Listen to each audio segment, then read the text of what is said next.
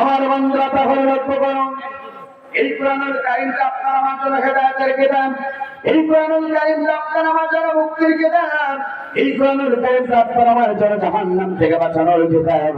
আমার বন্ধুরা লক্ষ্য করুন, তাহলে আল্লাহর কোরআন পড়ে বান্দারা শুনে রাখো, এই কোরআনের মঞ্চে দাঁড়াই বসে গেছে, এই কোরআনের মঞ্চে দাঁড়াই বসে বসে কোরআন শোনার জন্য বসে গেল, ওরা নির্দিষ্ট কোনো ঘরের লোক হতে পারে না, ওরাই হলো মহান রবের পক্ষ থেকে সবচেয়ে প্রিয় বান্দা। কথা বলুন ঠিক না বেঠিক? আর আল্লাহ পাক বলেন, যারা কোরআন শোনার জন্য বসে যায় ওই ব্যক্তিগুলো দুনিয়ার সবচেয়ে আল্লাহর মেহমান হয়ে যায়, তারা সবচেয়ে মুমিন ব্যক্তি হয়ে যায়। আর মুমিন ব্যক্তির সম্মুখে যখন এই কোরআনের কথা বলা হবে, আল্লাহ পাক কোরআনুল কারীমের ভিতরে ঘোষণা করলেন, বান্দা শুনে রাখো, মুমিন ব্যক্তির সম্মুখে যখন কোরআন থেকে আলোচনা শুরু হয়ে যাবে, মুমিন ব্যক্তির জীবনে দুইটা উপকার হবে। একবার জোরে জোরে বলুন আল্লাহু আকবার।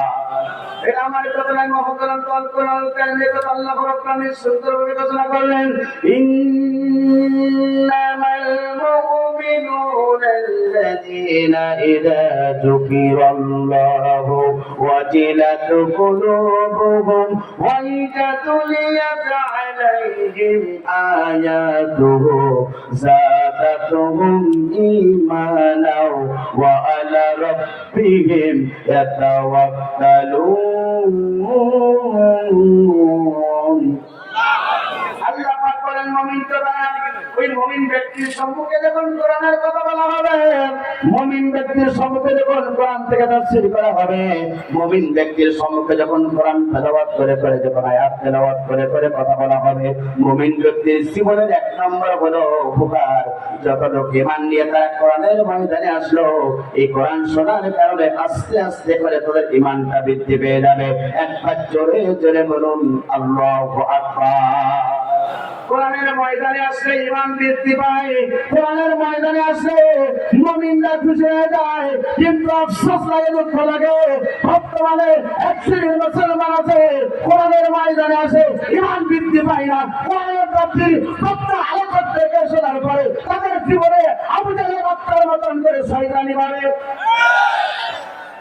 এমন লোক সমাজে আছে না নাই? জোরে বলেন আছে না নাই? বিশ্বনবী কালেমার দাওয়াত দিয়েছিল, বিশ্বনবী কালেমার দাওয়াত দিয়েছিল, কোরআন তেলাওয়াত করেছিল।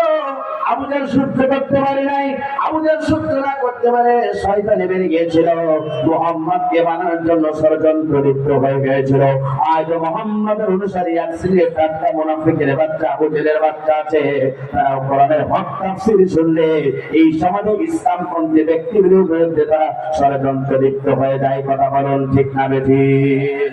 তাহলে বিশ্বাস করুন প্রিয় বন্ধুরা, কোরআনের ময়দানে দাঁড়িয়ে আসবে, এই কোরআন তেলাওয়াত করলে তাদের ঈমানটা বৃদ্ধি হয়ে যাবে। আর কোরআনের তাফসীর শোনার পরে তাদের ঈমান বৃদ্ধি পাবে না, তাদের শয়তানি বৃদ্ধি পাবে। আবু জাহেলের বাচ্চার মতন করে এরা বর্তমানে মুসলমানের সন্তান হতে পারে না, এরা হলো টাটকা মুনাফিকের বাচ্চা, আবু জাহেলের বাচ্চা। কথা বলুন ঠিক না বেঠিক? জোরে বলেন। আফসোস লাগে, দুঃখ লাগে প্রিয় বন্ধুরা, 95% মুসলমানের দেশে, এই দেশে নৃত্য করতে গেলে কোনো প্রকার অনুমতি লাগে না, এই দেশে গান বাজনা করে কোনো অনুমতি লাগে না। কিন্তু আফসোস লাগে, দুঃখ লাগে, জাতির লোকদেরকে জাহান্নাম থেকে বাঁচিয়ে আল্লাহর জান্নাতের পথের ঠিকানা ব্যবস্থা গ্রহণ করার কারণে অসংখ্য ব্যক্তি আছে এই জান্নাতি ওয়ালা মঞ্চগুলোকে বন্ধ করে দেওয়ার জন্য চেষ্টা করে। কথা বলুন ঠিক না বেঠিক? আমার বন্ধুরা, কিন্তু স্পষ্ট ভাষা আপনাদেরকে বলতে চাই, এই দুনিয়াতেই কোরআনের পক্ষে থাকবে যারা, মৃত্যুর পরে কোরআনের সুপারিশ পেয়ে চলে জান্নাতে চলে যাবে তারা। আর যারা এই দুনিয়াতে মুসলমানের ঘরে জন্মগ্রহণ করে নামাজ রোজা হজ যাকাত করার পরেও যারা এই কোরআনের বিরুদ্ধে অবস্থান নেবে, আল্লাহর কোরআন বলে এই কোরআনের মামলাকে মৃত্যুর পরে তাদেরকে জাহান্নামে যাওয়া লাগবে। কথা বলুন ঠিক না বেঠিক? এই জন্য আল্লাহ পাক বলেন, যারা কোরআনের ময়দানে আসো, ইমানদার মুমিন ব্যক্তির এক নম্বর কোরআন শুনলে ঈমান বলে। দ্বিতীয় নম্বর প্রকার হলো ওই মঞ্চে যখন তারা বসে যায় কোরআন তেলাওয়াত শুনে, তারা দুনিয়ার কোন জালিমের কাছে মাথা নত করে না, কোন স্বৈরাচারের কাছে মাথা নত করে না, তারা কেবলমাত্র শুধুমাত্র একমাত্র তারা আল্লাহর প্রতি ভরসা করে। কথা বলুন ঠিক না বেঠিক? মুমিন ব্যক্তি যারা হবে, কোরআনের ময়দানে আসলে তাদের ঈমান বৃদ্ধি পাবে, আল্লাহর প্রতি ভরসা করবে, সুস্কাকে দুঃখ লাগে, এই সংখ্যক মুসলমান সমাজে সবচেয়ে কম। কথা বলুন ঠিক না বেঠিক?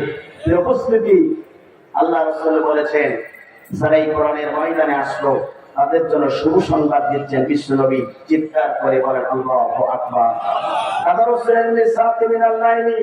যারা একটি ঘন্টা কোরআনের জন্য কোরআনের ময়দানে বসে যাবে, আল্লাহ নবী বলেছেন 60 বছর নফল ইবাদত করলে যে পরিমাণ সওয়াব হবে, 1 ঘন্টা কোরআনের জন্য ব্যয় করলে সেই পরিমাণ সওয়াব আপনার আমলনামায় লেখা হবে।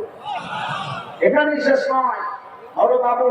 হযরত উমর রাদিয়াল্লাহু তাআলা আনহু قال قال رسول الله صلى الله عليه وسلم اقرأ القرآن فإن يوم القيامة شفيعا لأصحابه।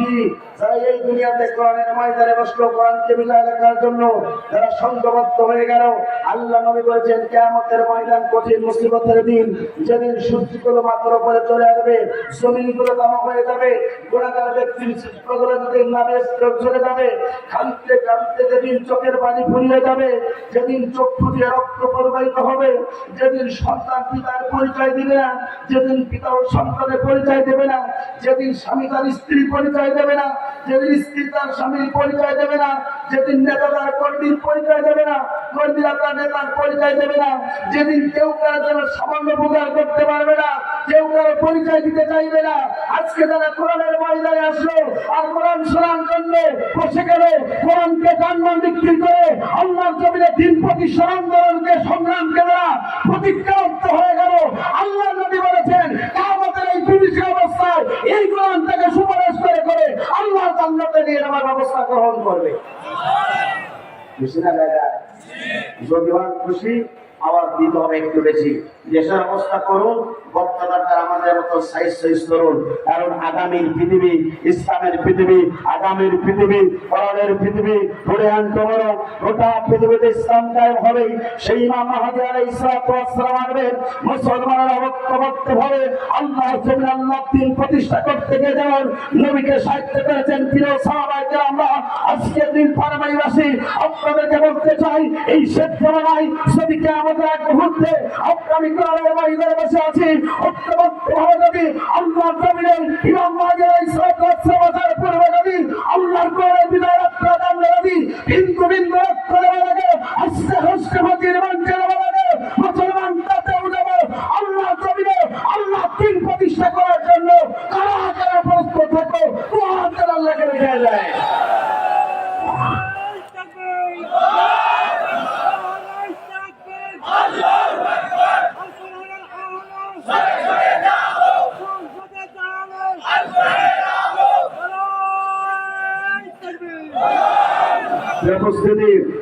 এই কোরআন আপনাকে হাত জানিয়ে দিয়ে যাচ্ছে জান্নাতে যাওয়ার জন্য। কথা বলুন ঠিক না বেঠিক? কিন্তু এই দুনিয়াতে নামাজ পড়বে, রোজা রাখবে, হজ করবে, যাকাত দিবে, দান করবে, অনেক আমলের কাজ করবে, কিন্তু মৃত্যুর পরে জীবনে এমন কিছু কর্মসূচি আছে যার কারণে মৃত্যুর পরে তাকে জাহান্নামে যাওয়া লাগতে পারে। কথা বলুন ঠিক না বেঠিক? আমরা যদি জিজ্ঞাসা করা হয়, ভাই আপনি মৃত্যুর পরে জান্নাতে যাবেন না জাহান্নামে যাবেন, ওই লোকটা দীপ্ত কণ্ঠে বলে আমি জান্নাতে যাব, আমি জাহান্নামে যেতে চাই না। কথা বলুন ঠিক না বেঠিক? আল্লাহর কোরআন বলে যে এই পৃথিবীতে নামাজ রোজা হজ যাকাত করার পরেও এমন কিছু কর্মসূচি আপনার জীবনে থাকবে যার কারণে আপনাকে মৃত্যুর পরে জাহান্নামে যাওয়া লাগতে পারে। কথা বলুন ঠিক না বেঠিক? উপস্থিতি, আমরা কি কেউ জাহান্নামে যেতে চাই? সবাই কোথায় যেতে চায়? যে নামাজ পড়ে না, রোজা রাখে না, হজ করে না, ইসলাম মানে না, ইসলাম মানার কাজ করতে চায় না, ওনাকেও যদি জিজ্ঞাসা করা হয় মৃত্যুর পরে কোথায় যাবে, ওই ব্যক্তিটাও বলে মৃত্যুর পরে আমি জান্নাতে যেতে চাই। ওমান হাওয়া জোড়া ওই মুখে বাতাসা খাওয়া, জান্নাতে যদি যেতে চান এই দুনিয়াতে আল্লাহর কোরআনের পক্ষে থাকা লাগবে। কথা বলুন ঠিক না বেঠিক? আমার বন্ধুরা তাহলে লক্ষ্য করুন, তোমায় পয়েন্ট সবাই আমার সংক্ষিপ্ত আলোচনা করবে সংক্ষিপ্ত। আমার বন্ধু লক্ষ্য করুন, আজকে যে বিষয়ের উপর আপনাদের সম্মুখে কথা বলতে চাই, মৃত্যুর পরে এই দুনিয়াতে অনেক ব্যক্তি থাকবে, নামাজ পড়বে, রোজা রাখবে, হজ করবে, যাকাত দেবে, তাইতে নামাজ পড়বে, কোরআন তেলাওয়াত করবে, দিনের কর্মসূচি কোরআন তেলাওয়াত দিয়ে শুরু করে অনেক ভালো ভালো কাজ করবে, মসজিদ করবে কোটি কোটি টাকা দিয়ে, অসংখ্য ভালো কাজ করবে। কিন্তু আল্লাহ কোরআন বলে মৃত্যুর পরে ওই ব্যক্তিগুলো জীবনে এমন এমন কর্মসূচি থাকলো যার কারণে ওই ব্যক্তিগুলা মৃত্যুর পরে জাহান্নামে যাবে। কথা বলুন ঠিক না বেঠিক? এটা আমার কথা না, আল্লাহ কোরআনুল কারীমের কথা। আল্লাহ রাব্বুল আলামিন সেটাও কোরআনুল কারীমের ভিতরে ঘোষণা করলেন, বান্দা শুনে রাখো, মৃত্যুর পরে ওই ব্যক্তিগুলা সবচেয়ে জাহান্নামে যাবে যারা এই দুনিয়াতে নিরপরাধ মানুষগুলোকে অপরাধী বানাবে, যারা এই দুনিয়াতে ইমানদারদেরকে কষ্ট দেবে, যারা এই দুনিয়াতে আলেমদেরকে তারা কষ্ট দেবে। আল্লাহর কোরআন বলে মৃত্যুর পরে ওই ব্যক্তিগুলা সবচেয়ে জাহান্নামে যাবে। কথা বলুন ঠিক না বেঠিক? কিন্তু মৃত্যুর পরে আমরা তো কেউ জাহান্নামে যেতে চাই না, আল্লাহ জান্নাতে যেতে চাই। সেটা আল্লাহ রাব্বুল আলামিন কোরআনুল কারীমের ভিতরে ঘোষণা করলেন, ইন্নাল্লাযীনা আমানু ওয়া আমিলুস সালিহাতি কানাত লাহুম জান্নাতুল ফিরদাউসি নুজুলা। চিন্তা করে বলুন আল্লাহু আকবার। নিশ্চয় জান্নাত বলে সঠিকভাবে ঈমান আনতে পারবে আর দুনিয়াতে ভালো ভালো কাজ করতে পারবে। আল্লাহ পাক বলেন এই দুইটা যারা ওয়াদা পূরণ করতে পারে, আল্লাহ রাব্বুল আলামিন বলেন মৃত্যুর পরে ওই ব্যক্তিগুলা জান্নাতে যাবে। কথা বলুন ঠিক না বেঠিক? কিন্তু এই দুনিয়াতে এমন অসংখ্য মুসলমান আছে নামাজ পড়ে কিন্তু ঈমানদার হিসাবে তারা পরিগণিত হয় না। কথা বলুন ঠিক না বেঠিক? সমস্ত নামাজের আল্লাহ জান্নাত পাবে না, কেননা তারা দুনিয়াতে নামাজ পড়ে, রোজাও রাখে, কিন্তু আল্লাহর বিধান সঠিকভাবে মানতে চায় না। এমন মুসলমান সমাজে আছে না নাই? জোরে বলেন আছে না নাই? সুতরাং এক নম্বর পয়েন্ট হলো মৃত্যুর পরে ওই ব্যক্তিগুলো জাহান্নামে যাবে যারা এই দুনিয়াতে আল্লাহর জীবন ব্যবস্থা বাদ দিয়ে যারা মানুষের তৈরি করা আইনের জীবন ব্যবস্থা মেরেছে। আল্লাহর কোরআন বলে ওই ব্যক্তি মৃত্যুর পরে সবচেয়ে জাহান্নামে যাবে। কথা বলুন ঠিক না বেঠিক? এটা আমার কথা, আল্লাহর কোরআনুল কারীমের কথা। আল্লাহ পাক সেটাও ঘোষণা করলেন, ওয়ামান ইয়াবতাগি গায়রাল ইসলামি দীনান ফালাই ইকবালা মিনহু ওয়া হুয়া ফিল আখিরাতি মিনাল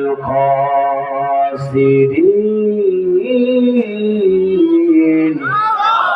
আল্লাহ পাক বলেন বান্দা শুনে রাখো, যারা এই দুনিয়াতে আল্লাহর জীবন ব্যবস্থা বাদ দিয়া মানুষের তৈরি করা জীবন ব্যবস্থা মেরে যারা শান্তির জন্য তালাশ করে, মুক্তি পাওয়ার জন্য যারা ব্যবস্থা গ্রহণ করে, আল্লাহ পাক বলেন কিয়ামত পর্যন্ত শান্তি মুক্তির জন্য তারা চেষ্টা করবে। আল্লাহর কোরআন বলে কিয়ামত পর্যন্ত চেষ্টা করলেও তারা শান্তি পাবে না। মৃত্যুর পরে ওই ব্যক্তিগুলো সবচেয়ে ক্ষতিগ্রস্ত জাহান্নামে হবে। কথা বলুন ঠিক না বেঠিক? যাদের জীবন ব্যবস্থা আল্লাহ কোরআন থাকবে না, আল্লাহ পাক বলছেন মৃত্যু পরে তারা সবচেয়ে ক্ষতি জাহান্নামের ভিতরে যাবে। কথা বলুন ঠিক না বেঠিক? উপস্থিতি জীবন ব্যবস্থায় কোরআন থাকার দরকার আছে না নাই? জোরে বলেন আছে না নাই? আপনি কোন দল করেন এটা আমার দেখার বিষয় না, এটা আপনার জীবন পরিচালনা করতে হবে আল্লাহর কোরআন মোতাবেক। কথা বলুন ঠিক না বেঠিক? উপস্থিতি আল্লাহ জীবন ব্যবস্থা দিয়েছে, ইন্না দীনা ইনদাল্লাহিল ইসলাম। আল্লাহ তাআলার কাছে সবচেয়ে পূর্ণাঙ্গ জীবন ব্যবস্থা নাম হচ্ছে ইসলাম। চিৎকার করে বলেন আল্লাহু আকবার।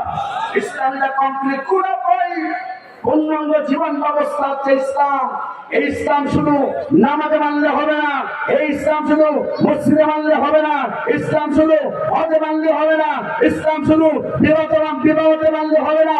এই ইসলাম মোতাবেক আপনার রান্নাঘর থেকে শুরু করে মরণ পর্যন্ত প্রত্যেকটা জীবনের কর্মসূচি যদি এই ইসলাম মোতাবেক জীবন করতে পারেন, তাহলে আপনি জাহান্নাম থেকে মুক্তি পাবেন। আর যদি আপনি নামাজে মানলেন আল্লাহ নেই, হজে মানলেন আল্লাহ নেই, ইল্লাকে আপনি ছাড়া আপনার জমিনে একাত্তরটা ক্ষমতা মালিক আল্লাহ, এই জমিনে আল্লাহ আইন বাদ দিয়ে বাতিল তৈরি করে আমাদের সঠিক জীবন ব্যবস্থা মানেন, আপনি মৃত্যুর পরে জাহান্নামে যাবেন, জান্নাত পাবেন না। কথা বলুন ঠিক না বেঠিক? এই কথা আমার না আল্লাহ জোরে বলেন কার? উপস্থিতি। সুতরাং এই জীবন ব্যবস্থা আপনাকে মানতে হবে, কারণ এই পৃথিবীতে এই জীবন ব্যবস্থাকে বিধারক করার জন্য আল্লাহ রাসূলকে প্রেরণ করেছিলেন। তিনি কে? জোরে বলেন তিনি কে? আমার বন্ধুরা, সেটা আল্লাহ পাক কোরআনুল কারীমের ভিতরে ঘোষণা করলেন, বান্দা শুনে রাখো, যুগে যুগে যত নবী রাসূল এই পৃথিবীতে আল্লাহ পাক প্রেরণ করেছেন, সমস্ত নবী এবং রাসূলরা এই দিন প্রতিষ্ঠার জন্য আন্দোলন করেছেন, সংগ্রাম করেছেন।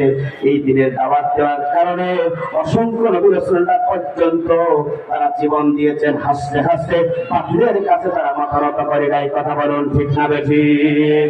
সেটা আল্লাহ পাক কোরআনুল কারীমের ভিতরে ঘোষণা করলেন, ওয়াল্লাযী আরসালা রাসূলা বিল হুদা ودين الحق ليظهره على الدين كله ولو كره المشركون। আল্লাহ পাক বলেন, তিনি তো সেই সত্তা যিনি তার রাসূলকে এই পৃথিবীতে সত্য দিন সহকারে প্রেরণ করেছেন। এরকমই তোমার দায়িত্ব এবং কর্তব্য হলো পৃথিবীতে যত জীবন ব্যবস্থা আছে সমস্ত জীবন ব্যবস্থাকে ডাস্টবিনে ফেলাই দেয়া। আল্লাহর জমিন আল্লাহর দ্বীনকে প্রতিষ্ঠার জন্য তোমাকে প্রেরণ করা হয়েছে। এরকমই তুমি যখন এই দ্বীনের দাওয়াত দেবে, তুমি যখন এই দ্বীনের কথা বলবে, তুমি যখন এই দ্বীন প্রতিষ্ঠার জন্য হকের কথা বলবে, মুশরিকরা তখন তোমার প্রতি অসন্তুষ্ট হয়ে যাবে। যখন এই মুশরিকরা তোমার প্রতি অসন্তুষ্ট হয়ে যায়, তোমার যায় আসে না। তোমার দায়িত্ব এবং কর্তব্য হলো আল্লাহর জীবন ব্যবস্থা প্রতিষ্ঠার আন্দোলন করবে। কথা বলুন ঠিক না বেঠিক? আমার বন্ধুরা, শুধু এখানে শেষ তেমন না। আল্লাহ পাক বলেন, ওয়ালাকাদ বাআসনা ফি কুল্লি উম্মাতির রাসূলান আনি ইবুদুল্লাহা ওয়াজতানিবুত তাগুত। চিৎকার করে বলুন আল্লাহু আকবার। আমার বন্ধুরা, কারণ নবী এবং রাসূলদেরকে দুইটা দায়িত্ব ছিল। এক নম্বর দায়িত্ব ছিল আনি ইবুদুল্লাহ, জমিনে গোলামি হবে কার? ইবাদত হবে কার? আমার বন্ধুরা, আপনার কাছে আমার প্রশ্ন হলো, জমিনে গোলামি হবে আল্লাহর, ইবাদত করতে হবে আল্লাহর। মসজিদ কার ঘর? ওখানে ইবাদত হয় কার জন্য? নামাজের বিধান দিয়েছেন তিনি কে? নামাজে আমরা আল্লাহর গোলামি করি। রোজা দিয়েছেন আল্লাহ রাব্বুল আলামিন, রোজা আল্লাহর গোলামি করি। সব জায়গায় আপনি আমি আল্লাহর ইবাদত করতে চাই। এবার আপনার কাছে আমার প্রশ্ন হলো, এই জমিনের মালিক কে? জোরে বলুন। মসজিদের মালিক যদি হয় আল্লাহ, জমিনের মালিক আল্লাহ, মসজিদে যেমন আল্লাহর আইন চলে, এই জমিনও আল্লাহর আইন চলার জন্য কাজ করার দরকার আছে না নাই? মসজিদ আল্লাহর ঘর, আল্লাহর কোরআন দিয়ে চলে, যার কারণে ওই মসজিদে কোনো সমস্যা হয় না। যেভাবে ইমাম সাহেব রুকুতে যায়, মুসল্লিরাও রুকুতে যায়। এই জমিনের মালিক আল্লাহ। এই জমিনে আল্লাহর দ্বীন প্রতিষ্ঠা হয়ে যেত, এই জমিনের মানুষগুলো সব পর্যন্ত ভালো হয়ে যেত। মারামারি কাটাকাটি হানাহানি লাগতো না, বলছে এই সমাজটা পর্যন্ত সুন্দরভাবে চলতো। কথা বলুন ঠিক না বেঠিক? সেটা আল্লাহ পাক কোরআনুল কারীমের ভিতরে সুন্দর কথা বললেন, আলিফ লাম রা কিতাবুন আনসালনাহু ইলাইকা লিতুখরিজান নাসা মিনাল যুলুমাতি ইলান নূর। এই কোরআন থেকে নাযিল করা হলো গোটা পৃথিবীতে অপরাধের অন্ধকার পথ আছে, অন্ধকার মতদর্শ আছে। সমস্ত অন্ধকার মতদর্শ থেকে মানুষদেরকে আলোকিত পথ তৈরি করে সুন্দর একটা আলোকিত সমাজ তৈরি করার জন্য 1400 বছর আগে আল্লাহ নবীর প্রতি আল্লাহ পাক কোরআন নাযিল করেছিলেন। আল্লাহর প্রতি আল্লাহ নবীর প্রতি কোরআন নাযিল করেছিলেন। বন্ধুরা, সুতরাং যুগে যুগে যদি এই কোরআনটাকে যদি আপনার আমার সমাজ যদি প্রতিষ্ঠিত হয়ে যায়, এই সমাজে মারামারি থাকবে না, হানাহানি থাকবে না, কাটাকাটি থাকবে না, লুটতরাজ থাকবে না, দুর্নীতি থাকবে না, ধর্ষণ থাকবে না, কিছুই থাকবে না। অটোমেটিক গোটা পৃথিবী শান্তি হয়ে যাবে। কথা বলুন ঠিক না বেঠিক? আমার বন্ধুরা, এই জন্য আপনাকে আল্লাহর ইবাদত করতে হবে মসজিদে। জমিনের মালিক আল্লাহ, এখানে আল্লাহর গোলামি করতে হবে।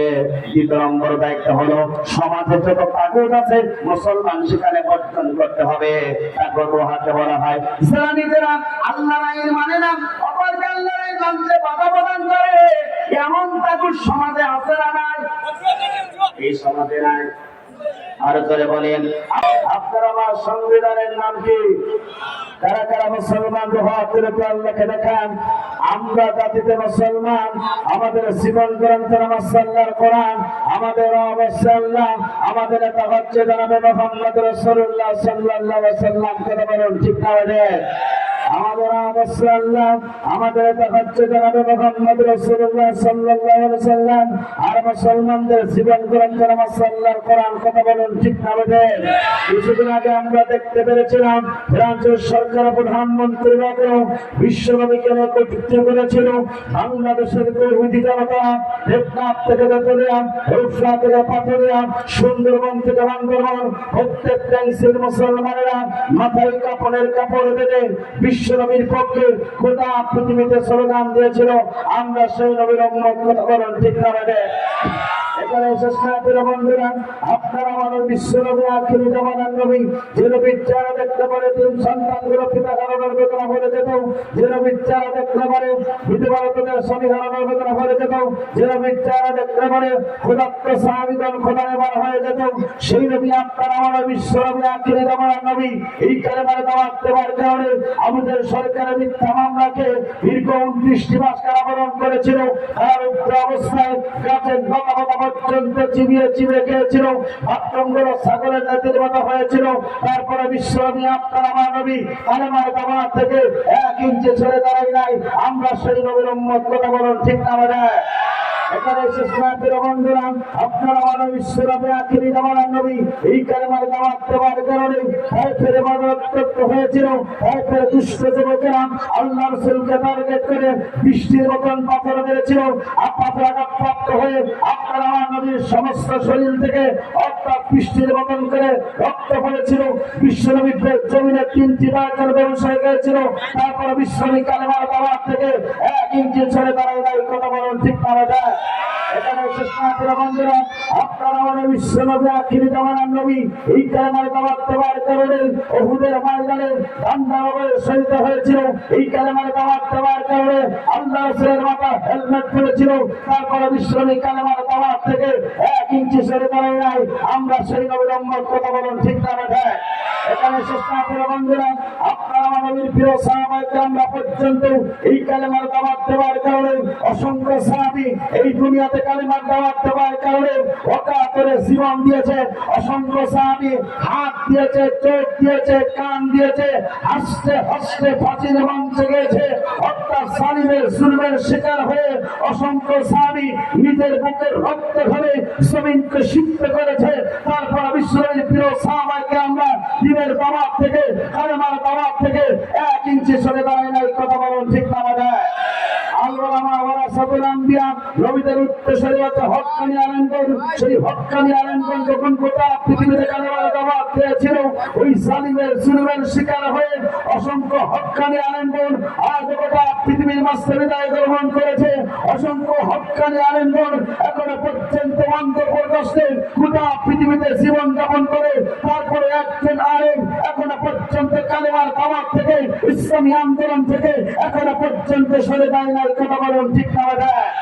আফসোস লাগে, দুঃখ লাগে। গোটা পৃথিবীর মুসলমান লক্ষ্য করুন, গোটা পৃথিবীতে যদি 50টা বছর ধরে কোরআনের তাফসীর করেছিল, আমার ঘরে 3 দিনের থেকে পড়ার সুযোগ পেয়েছিল, 2 রাকাত নামাজ পড়ার সুযোগ পেয়েছিল, যার হাতে হাত রেখে অসংখ্য ইহুদি ও নাস্তিকরা কালেমা পড়ে মুসলমান হয়ে গিয়েছিল, যার তাফসীর শোনার জন্য এখনো পর্যন্ত মুরব্বীরা যায় নামাজে বসে বসে যাবেন, যার তাফসীর শুনে আমাদের মতো ইয়াং করতেরা এখনো পর্যন্ত লক্ষ করে কোরআনের কথা বলে, যার জন্য অসংখ্য যুবকেরা জীবন দিল, রক্ত দিল, হাসতে হাসতে বিদায় গ্রহণ করেছে। তারপরেও তিনি এই কালেমার দাওয়াত দিয়েছে, ইসলামের দাওয়াত দিয়েছে, জাতির লোকদেরকে জাহান্নাম থেকে বাঁচিয়ে আল্লাহর জান্নাতের পথে ঠিকানা দেওয়ার কারণে জালিমের জুলমের শিকার হয়ে কোরআনের পথে বিদায় গ্রহণ করলো। তারপরে কালেমার দাওয়াত থেকে 1 ইঞ্চি সরে দাঁড়ায় নাই। কথা বলুন ঠিক না? করে যদি আপনাকে আমাকে রক্ত দেওয়া লাগে, যদি বিশ্বনবীর মতন করে যদি আপনাকে আমাকে হাত দেওয়া লাগে, যদি বিশ্বনবীর মতন করে যদি আপনাকে আমাকে রক্ত দিতে হয়, নবীর প্রিয় সাহাবায়ে কেরামদের মতন করে যদি অকাতরে জীবন দেওয়া লাগে, রক্ত দেওয়া লাগে, আমরা সারেন্দ্রের মতন করে যদি আস্তে আস্তে মুসলমান বিদায় গ্রহণ করতে হয়, মুসলমান তাতে দিয়েছেন 1 ইঞ্চি জমিন কোরআন সরবেন না কারা কারা আল্লাহকে রেখে দেয় তারা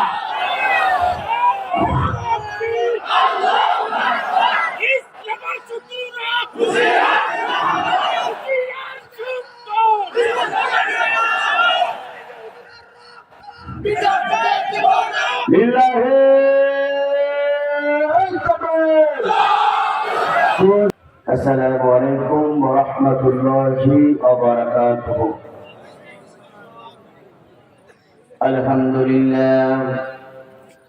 আলহামদুলিল্লাহ নাহমাদুহু ওয়া নাস্তাঈনুহু ওয়া নাস্তাগফিরুহু ওয়া নাউযু বিল্লাহি মিন শুরুরি আনফুসিনা ওয়া মিন সাইয়্যাতি আমালিনা।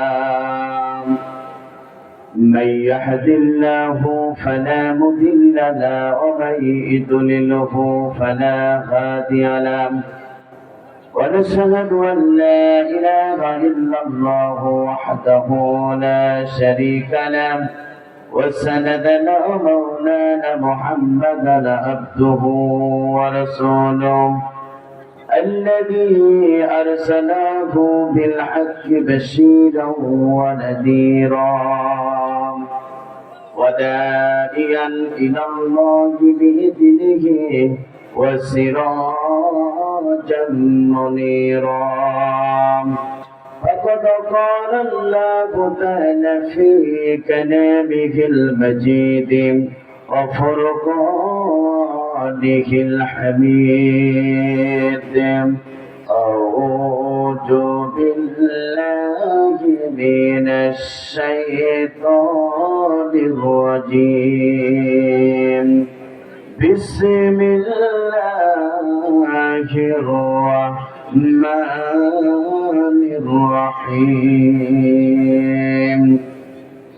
إن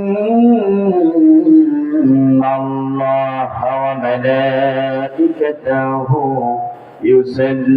يصلون على النبي يا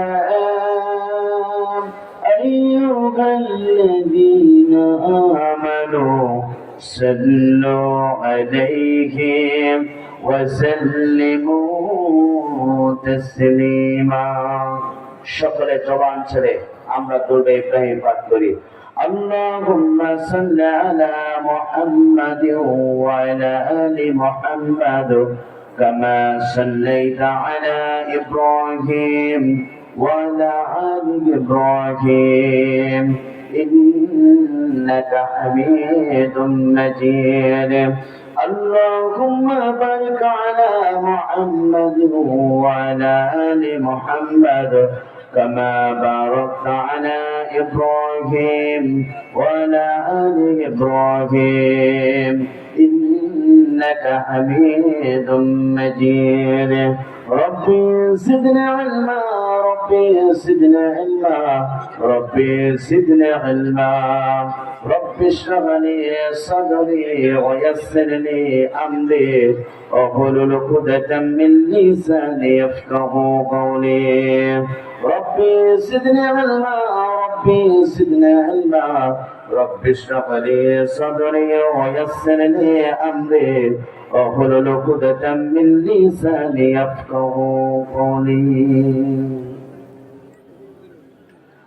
তুমি ছাড়া কেউ নেই মালিক বলে তারে রাখবো। তুমি ছাড়া কেউ নেই মাবুদ বলে তারে রাখবো। কথা বলুন ঠিক না বেশি? আল্লাহকে ছাড়া আপনি আমি কাউকে রাখতে পারি? জোরে বলেন রাখতে পারি? আপনার আমার হায়াতের মালিককে, রিজিকের মালিককে। আপনাকে আমাকে এখনো পর্যন্ত দিনের তাপ প্রবাহের ভিতরে সালাতুল মাগরিবের নামাজ আদায় করার পরে সুন্দর একটি পরিবেশে মহাগ্রন্থ আল কোরআনুল কারীম আলোচনা শোনার জন্য সুযোগ দান যিনি করেছেন তিনি কে? আর যারা বলেন তিনি কে? সুতরাং এই জবান দিয়ে আমরা সবচেয়ে প্রশংসা করতে চাই কার? আর যারা বলেন কার? ডাকতে চাই কাকে? তুমি ছাড়া কেউ নেই, মালিক বলে তারে রাখবো। তুমি ছাড়া কেউ নেই, মাবুদ বলে তারে রাখবো। তুমি ছাড়া কেউ নেই, ভালোবেসে তার ছবি আঁকবো। তুমি ছাড়া কেউ নেই, মালিক বলে তারে রাখবো। তুমি ছাড়া কেউ নেই, মাবুদ বলে তারে রাখবো। তুমি ছাড়া কেউ নেই, ভালোবেসে তার ছবি আঁকবো। তুমি ছাড়া কেউ নেই, মালিক বলে তারে রাখবো।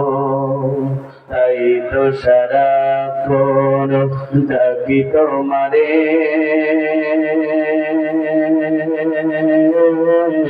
ভালোবেসে কাছে টেনে নাও আমারে। কথা বলুন ঠিক না? তাই তো সারাক্ষণ ডাকি তোমারে,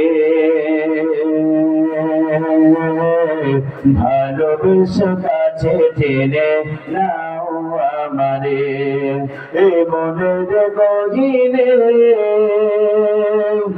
আছো তুমি, ভালোবেসে চিরদিন রাখবো। তুমি ছাড়া কেউ নেই, মালিক বলে তারে রাখবো।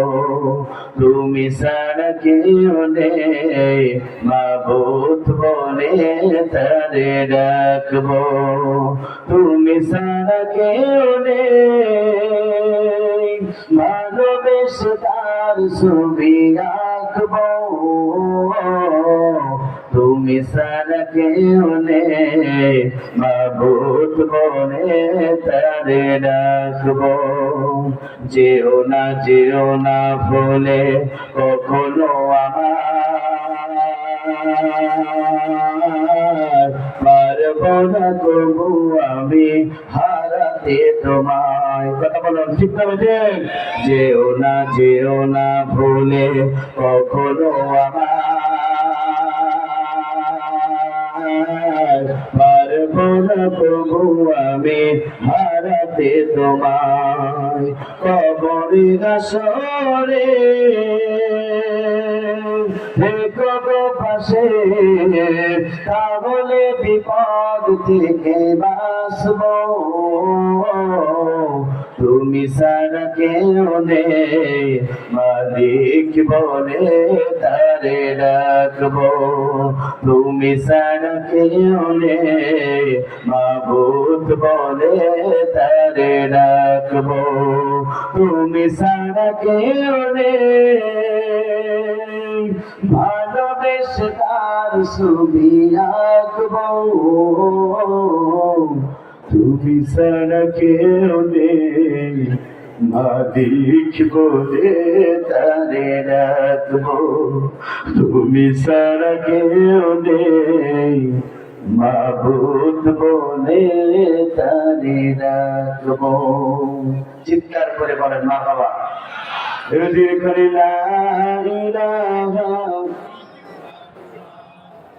লা ইলাহা সুবহানাল্লাহ আলহামদুলিল্লাহ লা ইলাহা সুবহানাল্লাহ আলহামদুলিল্লাহ লা ইলাহা। আসমানে আল্লাহ, জমিনে আল্লাহ, হায়াতে আল্লাহ, মাউতে আল্লাহ, লা ইলাহা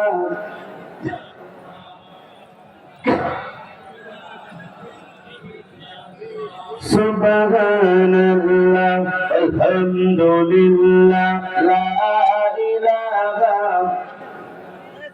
কুরআন আমাদের সংবিধান